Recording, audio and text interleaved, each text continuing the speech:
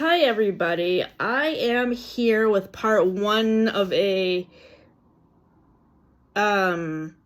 video where I am talking about books that I'm currently reading. I figured why I'm splitting this video up into two parts is because tomorrow I have more books to read. I'm reviewing books I'm bringing back to the library before I bring them back. In part two of the video, I will be previewing current books that I'm going to be reading in the coming weeks for my TBR for both general books and From Manhattan to Stars Hollow. So, to begin, for Manhattan to Stars Hollow TBR books, basically what I'm in the process of doing is I'm pretty much almost at the end of the TBR for this year, so I'm already starting to pre-read books for next year. The first book I'm pre-reading for next year is Part of Your World by Abby Jimenez.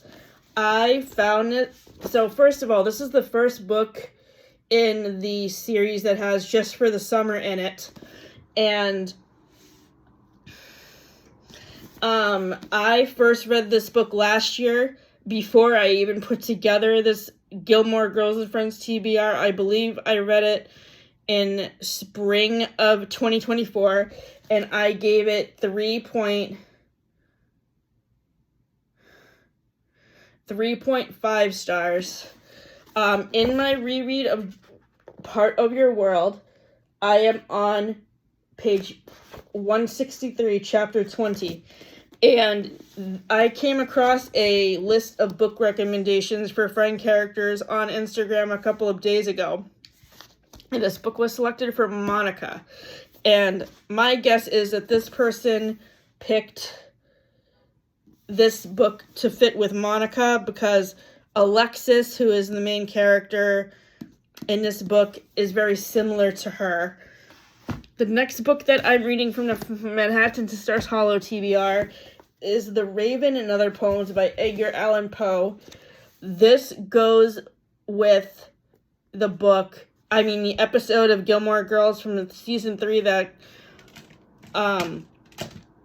Kathleen and I watched a couple weeks ago called A Tales of Poes and Fire, when a Edgar Allan Poe Society comes to have a conference at the Independence Inn, and then there's a fire at the inn. So I'm not going to talk a lot about the episode because Kathleen and I are reviewing it in an upcoming podcast episode, but I will read the beginning part of the poem The Raven for you guys.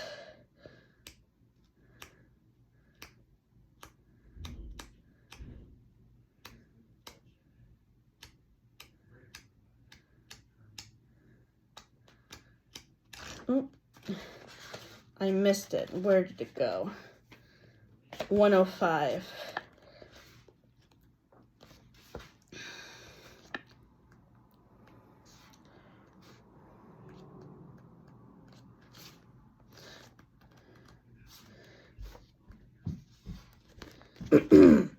Once upon a midnight dreary, while I pondered, weak and weary, over many a quaint and curious volume of forgotten lore, while I nodded, nearly napping, suddenly there came a tapping, and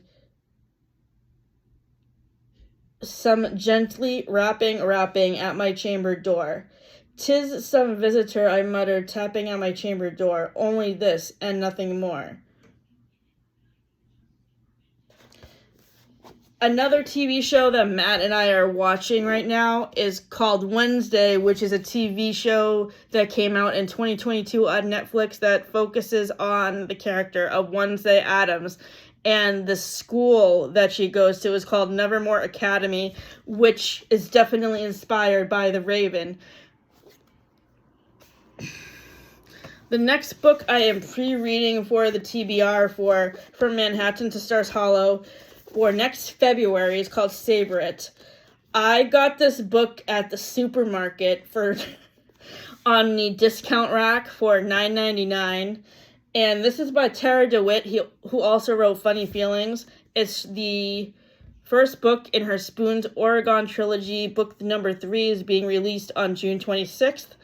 So I am rereading the first 2 books in the series to prepare for the release of book 3.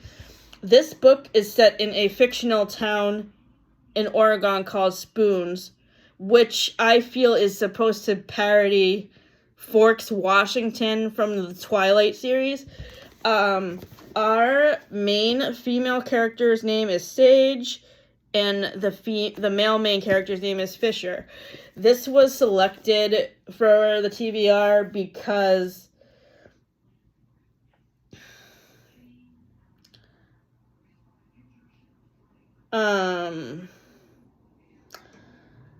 Sage is a chef.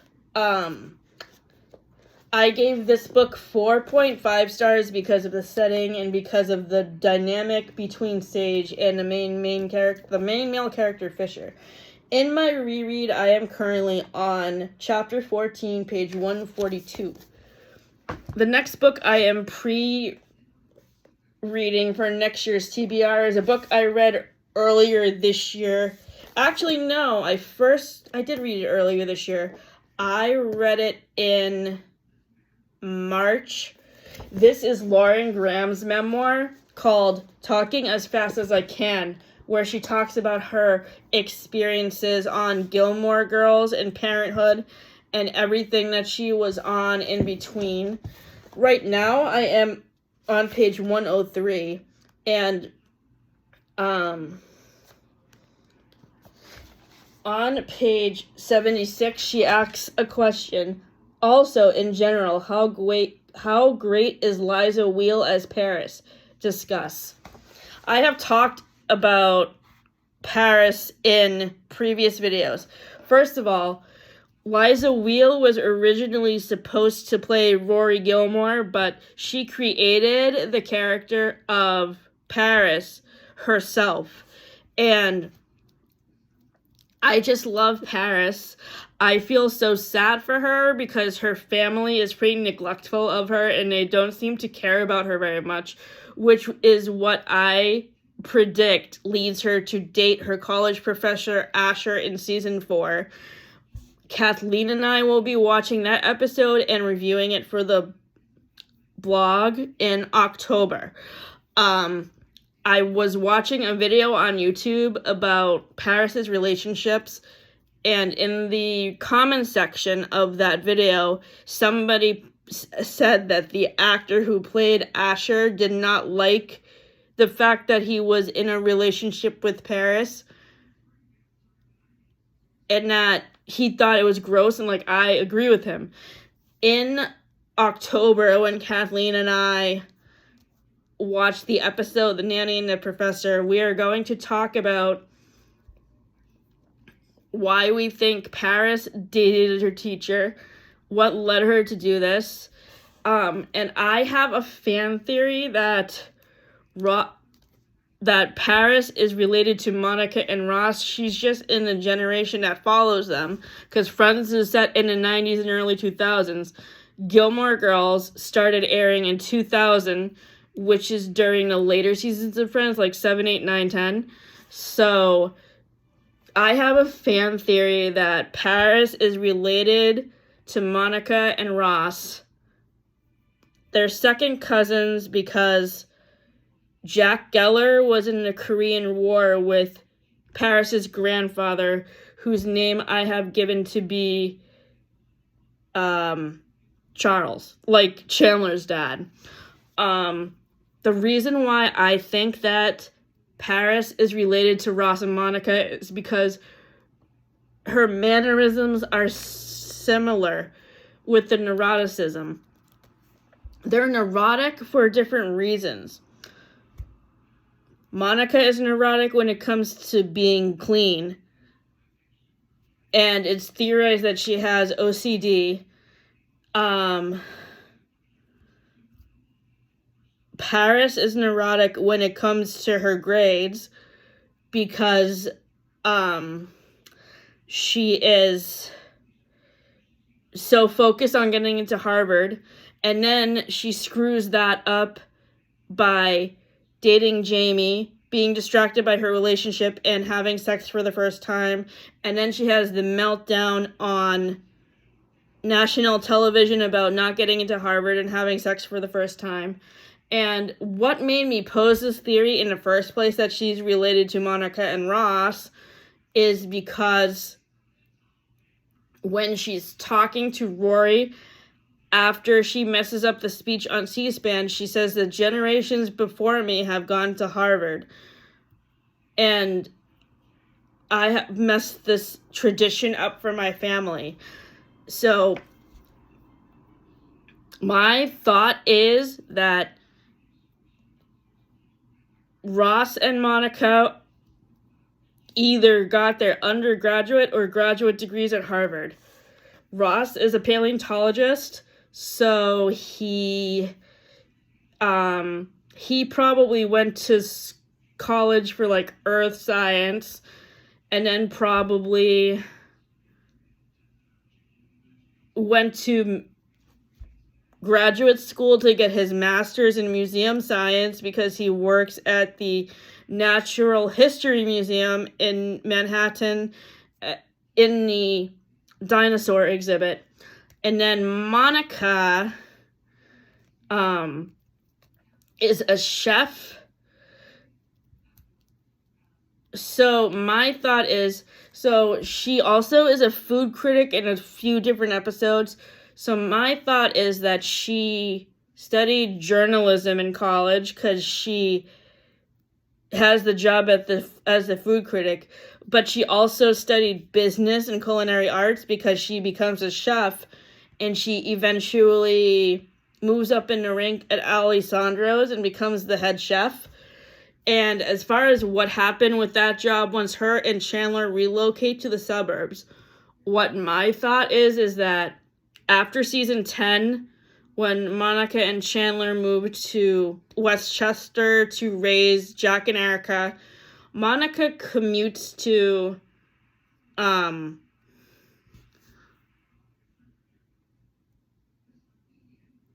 Monica commutes to the city for a while to work at Alessandro's, but then she realizes the commute is too far away, so she ends up getting a job closer to home.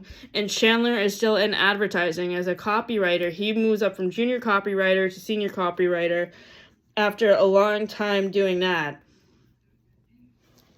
So I gave this book 4.5 stars. The next book is called The Secret History of Home Economics. Last year I found a channel on YouTube by this girl, Olive, who lives in Pennsylvania, and she reviews a lot of nonfiction books and pairs nonfiction books off with fiction books. She paired this book up with the Lessons in Chemistry by Bonnie Garmis, which I gave 4.5 stars to. This book is called The Secret History of Home Economics, and that's exactly what this is.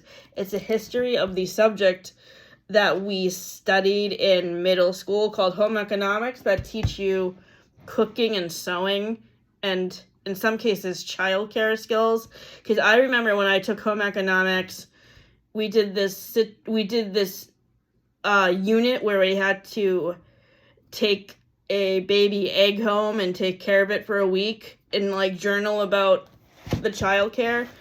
But I remember in middle school when we made home ec, when we cooked stuff in home ec, my favorite thing to cook was like apple crisp, and I think one time we made whoopie pies too. So I don't know if Amherst Middle School still has home economics or not, because it doesn't seem as popular these days as it was when I was there. And I've been out of the school district for so long, I don't even know if they still have that.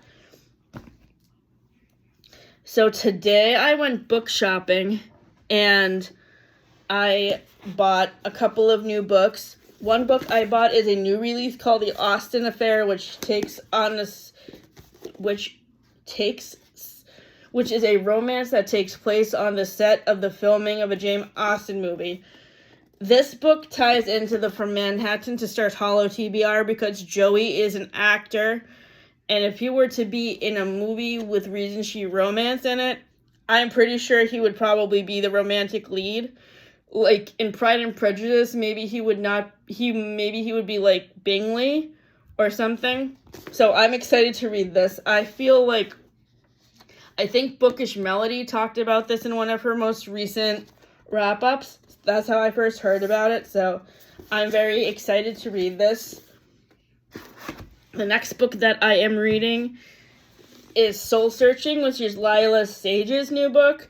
This is the same author that wrote the Rebel Blue Ranch cowboy romance series, which I haven't read, but I have heard really good things about. So this is her first paranormal romance book, which is about ghosts. So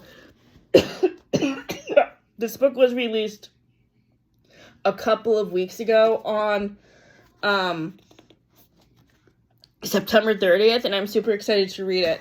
The next book I wanted to talk about is a book I'm not sure is on Goodreads or Storygraph. This book was written by my art teacher, Amelia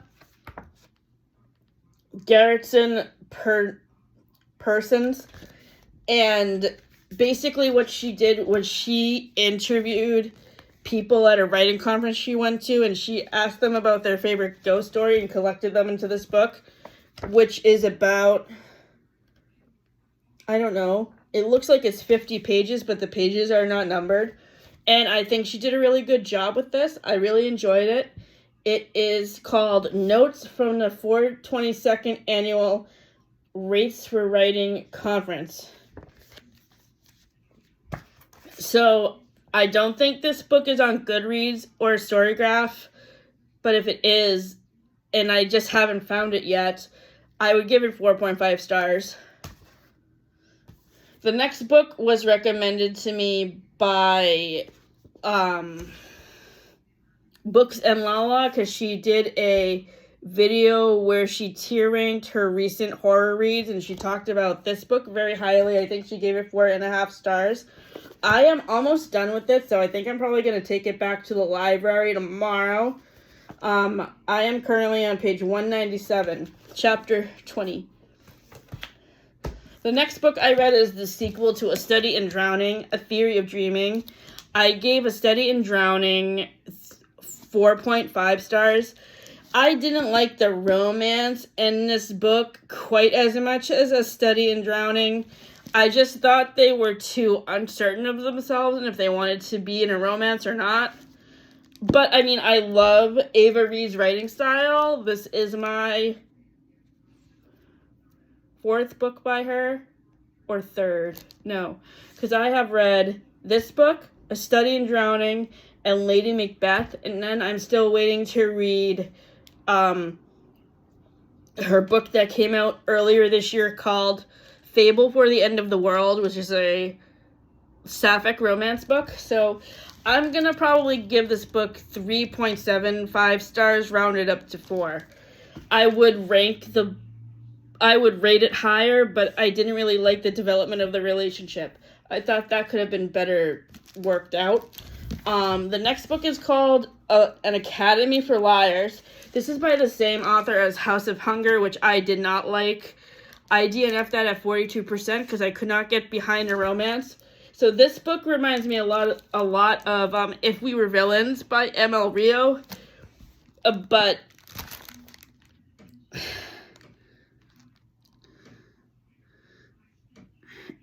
it's a little bit of a different situation. I loved the writing style in this and the dynamics between all the students in the class. I'm going to give this book 4.5 stars, and I might try to reread House of Hunger to see if I can give it a better rating. Another book I picked up at the bookstore today was By a Thread by Lucy Score. This is one of her older I came out in the late 2010s. I I had tried tirelessly to find this at the library, but they did not seem to have it, so I was finally happy to find it today at the used bookstore down in South Portland. I have read her new romance, Story of My Life, that came out in April, and also her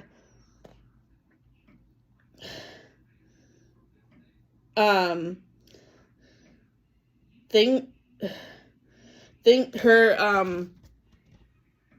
her series that's set in a fictional town of Virginia. I forget the name of the town, but the books are called Things We Never Got Over. I've also read Rock Bottom Girl, which I really liked. Things We Never Got Over, Things We Hide from the Light, and Things We Left Behind. That series was a 4.5-star series. Rock Bottom Girl, I think, was 3 stars. The Christmas Fix was 4 stars. And I don't know what I'm going to rate this book yet. I'm very excited to read it. The next book is Braiding Sweetgrass. This is by the same author as The Service Berry, which I gave 4.5 stars. And this is a book that comes to me, again, recommended by Olive at A Book Olive. I picked it up because this past Monday was Indigenous Peoples Day, which is celebrating Native Americans, and this book is written by,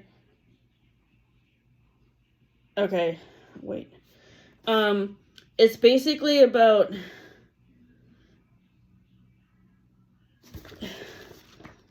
I'm trying to find a synopsis for this book. I don't seem to see one. But this is about how Native Americans are one with nature, and I'm very excited to read it. I can't remember what Olive gave it for a rating. I would have to go watch her video again. Another book I recently finished reading is called Real by Kennedy Ryan. This is by the same author as the Skyland trilogy. Another book that I have read by her is called Long Shot, which is a basketball romance. And this book is set on a movie set. The person who cast this lady in the movie goes to see her Broadway play and then gives her the role in the movie. I really love how Kennedy Ryan writes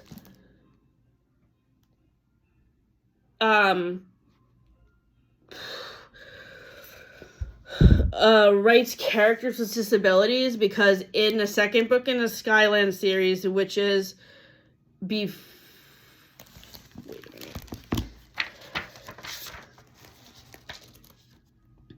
This Could Be Us, the main child character in that book has autism, and this book, our main character, Neva, has lupus, which is a disability I do not know too much about. So that's what made this book so interesting and informative. And another thing that makes this book fun is the fact that the script from the movie that the main character is starring in is interdispersed within the narrative of the book. So it's really cool to learn about the making of I'm a big theater person. I've been in a lot of plays, so I know what goes into the making of a play, but this is set on a movie set, so I don't really know how that would work, but that's what was so great about this book, and I gave it 4.5 stars. The next book I'm reading is called The Green Mile by Stephen King. For those of you who are not familiar, this book was turned into a movie with Tom Hanks in it, which I own, and I wanted to read the book before I watched the movie. This is set on death row in a prison, so it's a pretty sad book. I have a feeling I know what's going to happen at the end, and I do not wish to spoil it. I am almost done with this book, and I should be able to finish it by the time I take it back to the library tomorrow morning. The next book I just finished reading is called From Here to the Great Unknown. This book was written by Lisa Marie Presley and her daughter. Riley Keough. For those of you who do not know who Riley Keough is, she is the actress who played Daisy Jones in the Daisy Jones and the Six Amazon Prime series. And this is the book that she wrote with her mom, Lisa Marie Presley, that talks about growing up in Graceland and their relationship with their father/grandfather, Elvis. So I really love this book, and it was great to see this book have dual narration from Lisa Marie Presley and Riley Keough, and see how they share their lived experience. For those of you who do not remember, Lisa Marie Presley passed away a couple of years ago. I think she had, let's see,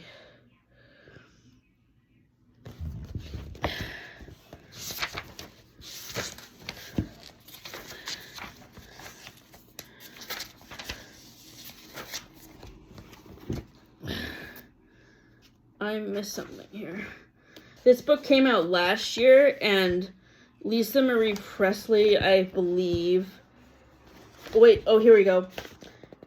She passed away in January 2023, so she's been gone for 2 years. I'm pretty sure that she had cancer. And Riley Keough is now the sole owner of Graceland. So this book is getting 5 stars. Typically, I do not rate memoirs, but in the case of this one, I do, and it's getting 5 stars because I really love learning about what it's like to grow up in the shadow of Elvis Presley and to learn what their family dynamics were like. And there's a lot of stuff about the music that Lisa Marie Presley wrote in this book as well. And I did not read this for the Friends and Gilmore Girls TBR, but if I did, it would definitely fit Lane's character. The final books that I'm reading are for this year's edition of my TBR, Swift Decoded TBR. Last year, it was for Torture Poets Department. This year, it's for The Life of a Showgirl. So the first book that I'm reading goes with the song Eldest Daughter, and I am reading one book I am reading to go along with this song is Book Lovers by Emily Henry. The other 2 books are Hello Beautiful by Ann Napolitano and Malibu Rising by Taylor Jenkins Reid. This is the second time I have read this book. I read it for the From Manhattan to Stars Hollow TBR back in March. And I love the dynamic between Nora and Charlie and all their banter, and also the sisterly dynamic between Nora and Libby. In my reread, I am currently on chapter 32. Oops, sorry about that. The next book that I am reading for the Life of a Showgirl TBR is Saving Hamlet. This goes with the song The Fate of Ophelia, and this is about a theater troupe that is putting on the play Hamlet. My mother gifted this to me. This is a uncorrected proof copy that she got at a conference she went to for her books. She gave it to me in 2016, at which time I was having a really hard time with getting along with somebody I did theater with, who I'm not going to name. But obviously, since then, the 2 of us have made up and patched up our differences. And I don't think I've ever rated this on Goodreads, so I can't wait to see what I'm going to rate it. The first time I read it in 2016, I really loved it. And Book Lovers got 3.5 stars. The next book I am rereading, the next 2 books I borrowed from my mom. The next book that I'm reading for the book, the Life of a Showgirl the next 2 books obviously fit the song The Life of a Showgirl. The first song is The 7 Husbands of Evelyn Hugo by Taylor Jenkins Reid. Since this book came out a couple of years ago, I have read it like 4 times, and I absolutely love it. I gave this book 4.5 stars. And the last book I'm currently reading for this TBR is called City of Girls, which is set in the 1920s in New York City. And it's about a 19-year-old girl named Vivian Morris who got kicked out of Vassar College, and she becomes a showgirl, basically. So that basically really fits the title, The Life of a Showgirl, very well. So as far as upcoming videos, the next episode of my podcast with Kathleen is coming out on October 30th. Then on November 2nd, after art class, I will be filming my thriller horror dark academia where current reads place on my tier ranking. Matt and I have a new entertainment review video for October and early November coming out on November 16th. So those will be the and then for Manhattan to Stars Hollow TBR supplemental content videos, I have 2 character analysis videos coming out. One on November 3rd about Chandler's relationship with Janice, and one on November 16th about Ross's toxic traits. So stay tuned for all of those videos. Thank you for tuning in. Please let me know if you have read any of these books and what you think of them, and if you have any recommendations for me. I look forward to hearing from you in the comments, or send me a direct message on Instagram. Have a great night, everybody, and have a great weekend.